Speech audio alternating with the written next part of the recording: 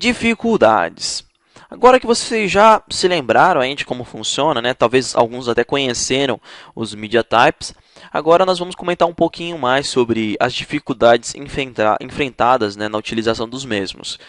Apesar de ter o nosso objetivo atual, os recursos eram limitados e falhos, ou seja, os media types eram superficiais e não garantiam a eficiência do conceito na prática. Com o tempo, surgiram novas ideias, sendo continuada a proposta de estilos diferentes para dispositivos diferentes. Então você vê que essa proposta se manteve, né? Esse conceito ele não esmaeceu, ele permaneceu e foi cada dia crescendo, se ampliando, tomando força, né? E causando impacto. Então vamos prosseguir aqui com a nossa apresentação. Solução. Iniciou-se então a utilização das media queries, né? Simplesmente um recurso fascinante que nos proporciona a utilização de diferentes estilos mediante condições, queries, tais como os valores já utilizados nos media types e agora somado com propriedades CSS, tais como min-width e max-width, propriedades amplamente utilizadas para este fim. Resumindo, né, nós tivemos então o lançamento de uma nova funcionalidade na linguagem, né? A linguagem foi atualizada, nós tivemos então essa nova funcionalidade que tem como objetivo nos proporcionar uma melhor experiência quando o assunto é estilos diferentes para dispositivos diferentes. Nós temos agora os media queries, né, que são condicionais, você cria condições e através dessas condições você aplica um estilo.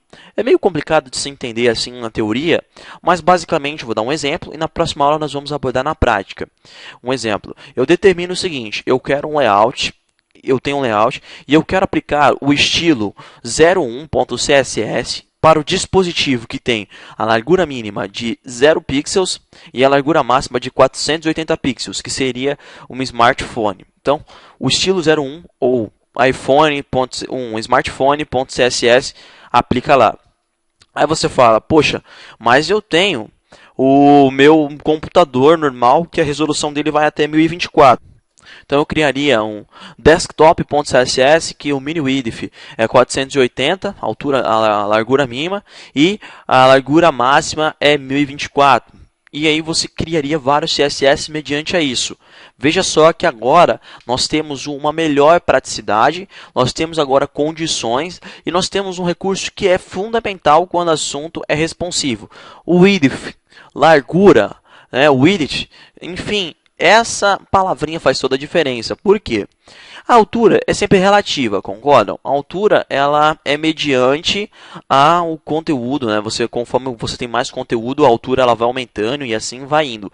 Mas a largura não. A largura é algo que você define. Sempre você precisa definir a sua largura, né? É o seu container, né? São os seus limites. Nós definimos os limites e o nosso conteúdo ele vai escoando até nós termos aí tudo acomodado dentro daqueles limites. Então a nossa largura, ela é o nosso limite. Quando nós falamos de CSS, né, nós falamos aí de responsivo, nós estamos falando de largura. Então, quando vocês abordarem grids, né, quando vocês conhecerem o Bootstrap, vocês vão ver que width, largura, é um termo amplamente utilizado e muito importante para a abordagem todo o conceito em si. Na próxima aula, nós iremos criar, né, alguns estilos, vamos conhecer essa propriedade, né, esse novo recurso, Media Queries, como funciona, como trabalhar, e assim vocês poderão, além da teoria, verem na prática e conseguirem entender como que funciona. Então, até a próxima aula.